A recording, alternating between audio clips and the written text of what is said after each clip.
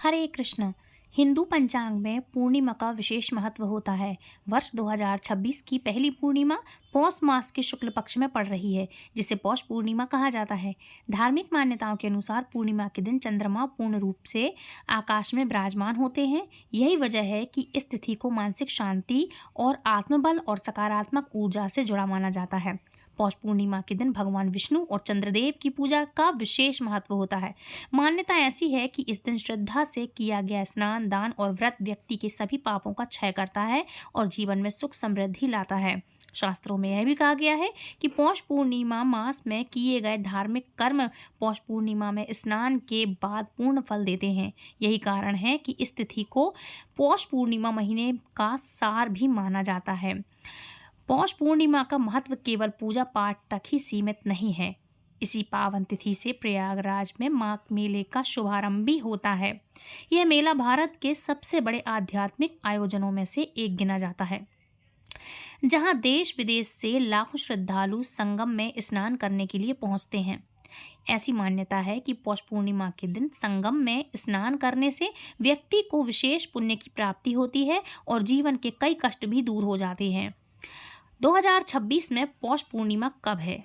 हिंदू पंचांग के अनुसार पौष पूर्णिमा तिथि की शुरुआत 2 जनवरी 2026 को शाम को 6:53 से होगी और तिथि की समाप्ति 3 जनवरी 2026 को 3:32 पर होगी।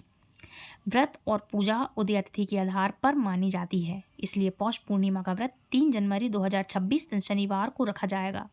इस दिन चंद्रमा का उदय शाम को 5:28 पर होगा।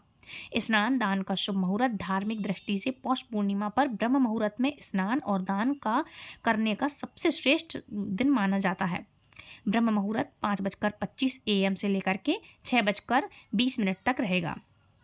शुभ मुहूर्त में अभिजीत मुहूर्त 12:05 PM से लेकर के 12:46 PM तक रहेगा। विजय मुहूर्त 2:09 से लेकर के 2:51 तक रहेगा। गौधुली वेला का मुहूर्त रहेगा 5:34 से लेकर के 6:02 तक। अमृतकाल का समय रहेगा 8:33 से लेकर के 9:48 पर। निशीता काल का शुभ मुहूर्त रहेगा 11:58 PM से लेकर के 12:53 PM तक। जनवरी 4 में इन समयों के अनुसार जो समय है जो मैंने बताया है मुहूर्त, इनमें किया गया दान पुण्य और भी विशेष फल देने वाला माना जाता है, मतलब और ही बहुत ज़्यादा विशेष फलों की प्राप्ति कराता है। पौष पूर्णिमा पर क्या दान करना चाहिए? लेकिन एक बात बता दूं कि पौष पूर्णिमा पर कुछ चीज़ें ऐसी हैं जो दान करने से आपको काफ़ी अच्छे बेनिफिट मिलेंगे और इसका महत्व क्या होने वाला है। तो पौष पूर्णिमा के दिन दान का भी खास महत्व होता है। मान्यता यह है कि इस दिन किया गया दान अक्षय पुण्य देता है और कुंडली में मौजूद नकारात्मक ग्रह प्रभावों को भी शांत करता है। इस दिन खास तौर पर सफ़ेद रंग से जुड़ी हुई वस्तुओं का दान करना शुभ माना जाता है, जैसे दूध, चावल, चीनी, सफ़ेद वस्त्र, चांदी, सफ़ेद चंदन।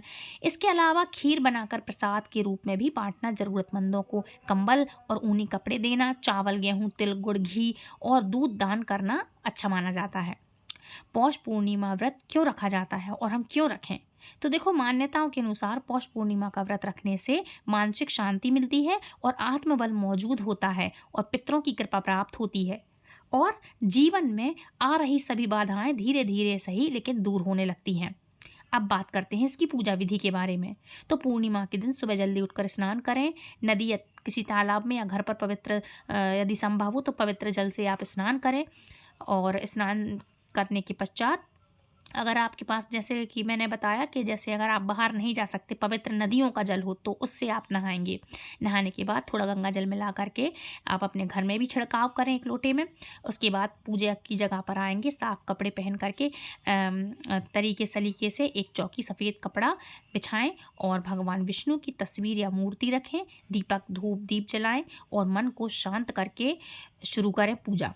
भगवान विष्णु को फूल, चंदन, अक्षत और भोग अर्पित करें। इसके साथ सूर्य देव को जल अर्पित करना भी शुभ माना जाता है, इसलिए करें क्योंकि ये साल सिर्फ और सिर्फ सूर्य का है। पूजा के दौरान मन में भगवान का नाम लें, थोड़ा बहुत मंत्र जो भी आपके विष्णु सहस्त्र मंत्र है, आपका जो भी आपके गुरु ने जो दीक्षा में दिया हो गुरु मंत्र हो, उसको आप करें। आप भगवान के किसी भी मंत्र का जाप करते हो तो वो कर लें, मन में करें या माला कर सकते हैं। जितना आपका संभव हो, पॉसिबल हो सके आप उतना करें, मंत्र जाप करें, शुभ होता है। अंत में पूर्णिमा व्रत जरूर से सुनिएगा, उसकी कथा व्रत की पढ़ें और दूसरों को सुनाएं, और अपने सामर्थ्य के अनुसार किसी जरूरतमंद को दान जरूर से दीजिएगा।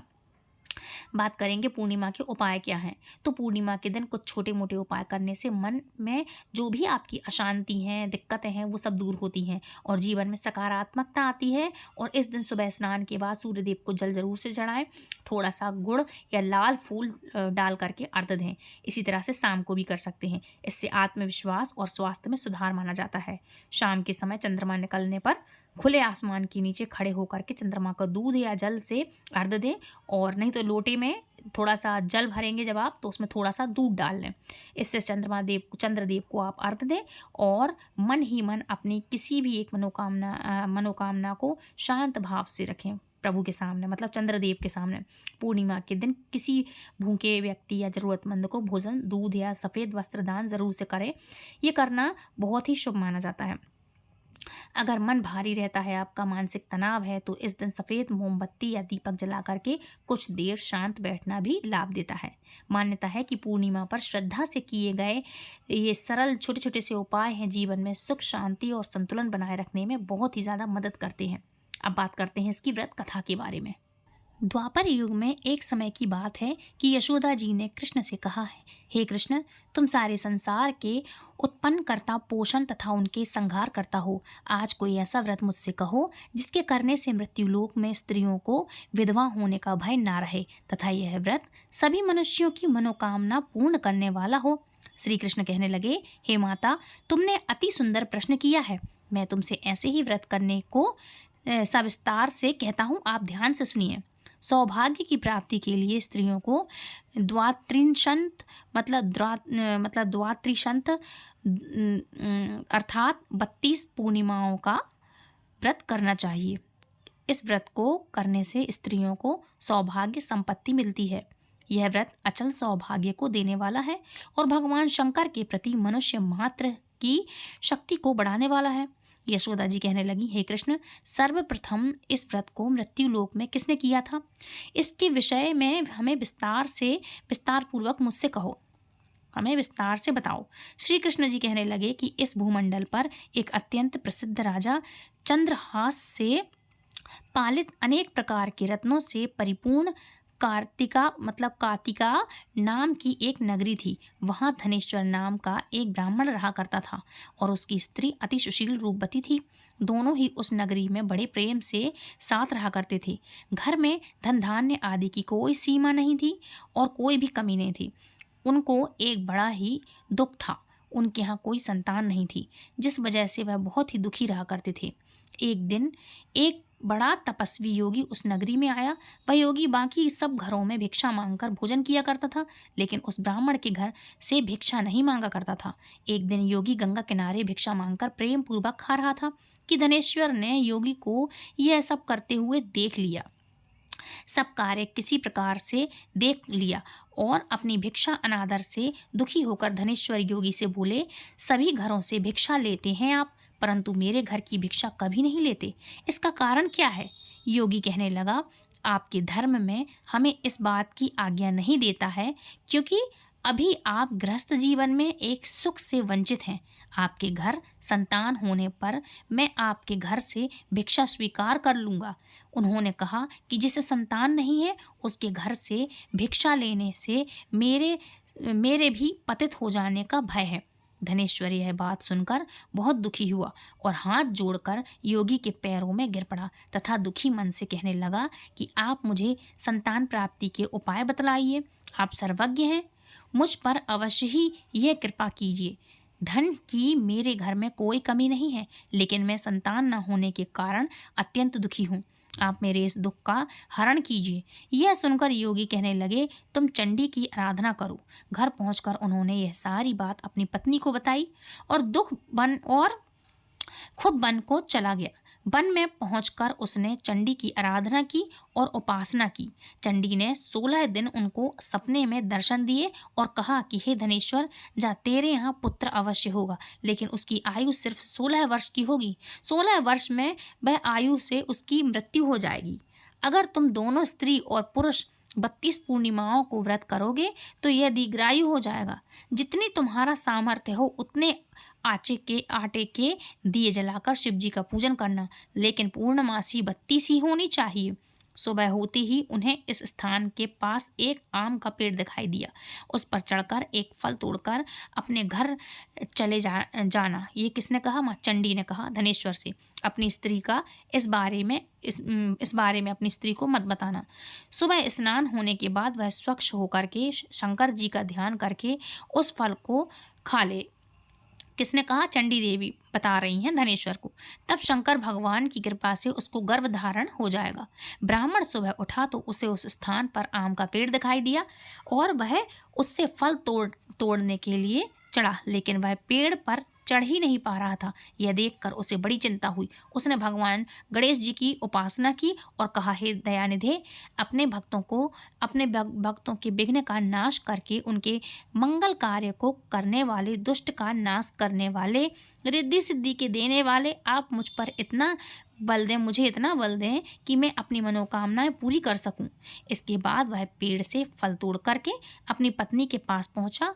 उसकी पत्नी ने अपने पति के कहे अनुसार इस फल को खा लिया और वह गर्भवती हो गई। देवी की कृपा से उसे बहुत सुंदर पुत्र पैदा हुआ। उसका नाम उन्होंने देवीदास रखा। माता पिता के हर्ष और शोक के साथ वह बालक बढ़ने लगा। भगवान की कृपा से बालक बहुत ही सुंदर था, सुशील था और पढ़ाई लिखाई में बहुत ही निपुण था। दुर्गा जी के कथन अनुसार उसकी माता ने 32 पूर्णमासी का व्रत रखा। जैसे ही 16वां वर्ष लगा, पति पत्नी बहुत ही दुखी हुए और कहीं उसके पुत्र की मृत्यु ना हो जाए। उन्होंने सोचा कि अगर उनके सामने यह सब हुआ तो वह कैसे देख पाएंगे, कैसे बर्दाश्त करेंगे। तभी उन्होंने देवीदास के मामा को बुलवाया और 1 वर्ष के लिए देवीदास को काशी में पढ़ने के लिए भेज दिया। 1 वर्ष के बाद उसे वापस लेकर के आ जाना। देवीदास अपने मामा के साथ एक घोड़े पर बैठकर के सवार होकर के चल दिया। उसके मामा को भी यह बात पता था, लेकिन दोनों पति पत्नी ने 32 पूर्णिमासी का व्रत पूरा किया। दूसरी तरफ मामा और भांजा दोनों रात गुजारने के लिए रास्ते में एक गांव में रुके। उस दिन उस गांव में ब्राह्मण की कन्या का विवाह होने वाला था।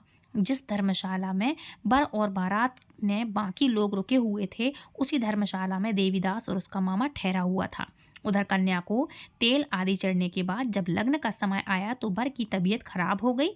बर के पिता ने अपने परिवार वालों से विचार परामर्श करके कहा कि यह देवीदास मेरे पुत्र जैसा ही है, मैं इसके साथ लग्न करा दूं और बाद में बाकी सारे काम मेरे बेटे के साथ पूरे हो जाएंगे। ऐसा कहने के बाद बर के पिता देवीदास को मांगने के लिए उसके मामा के पास गए और उन्हें सारी बात बतला दी। मामा ने कहा कि कन्यादान में जो कुछ भी मिलेगा वो हमें दे दिया जाए। बर के पिता ने बात स्वीकार कर ली। इसके बाद देवीदास का विवाह कन्या के साथ संपन्न हो गया। इसके बाद वह अपनी पत्नी के साथ भोजन न कर सका और मन में विचार करने लगा कि ना जाने यह किसकी पत्नी होगी। यह सोचकर उसकी आंखों में आंसू आ गए। तब वधू ने पूछा कि क्या बात है, आप उदास क्यों हैं?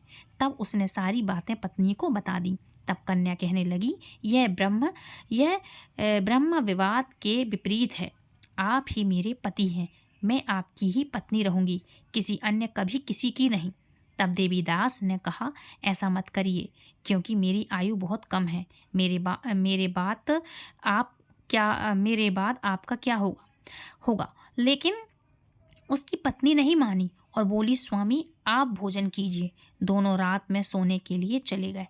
सुबह देवीदास ने पत्नी को 4 नगों से जड़ी हुई एक अंगूठी दी और एक रुमाल दिया और बोला कि हे प्रिय, इसे लो और संकेत समझकर स्थित चित हो जाओ। मेरे मरण और जीवन जानने के लिए एक पुष्प वाटिका बना लो, उसमें सुगंध वाली एक नव मल्लिका लगा लो।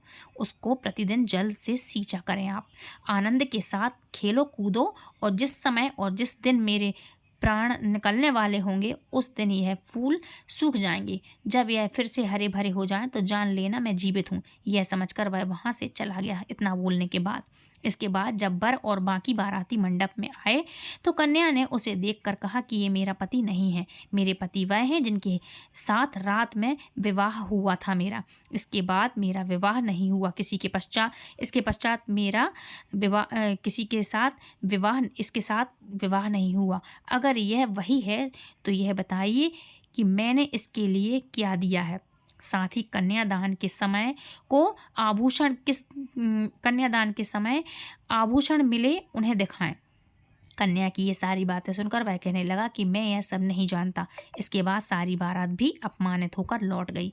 भगवान कृष्ण बोले, हे माता, इस प्रकार देवीदास काशी चला गया और कुछ समय जब बीत गया तो एक सर्प उसको डसने के लिए वहां आया, लेकिन वह उसको काट नहीं पाया क्योंकि उसकी माता ने पहले ही 32 पूर्णमासी का व्रत कर लिया था। इसके बाद खुद काल वहां पहुंचा और भगवान की कृपा से तभी माता पार्वती और भगवान गणेश भी वहां आ गए और देवीदास को मूर्छित दशा में देख करके माता पार्वती ने भगवान शिव से प्रार्थना की कि हे महाराज, इस बालक की माता ने पहले ही 32 पूर्णमासी का व्रत कर लिया है, आप इसको प्राण दें और जीवन दान दें। भगवान शिव ने माता पार्वती के कहने अनुसार उसे प्राण दान दे दिया। उधर उसकी पत्नी उसके काल की प्रतीक्षा कर रही थी।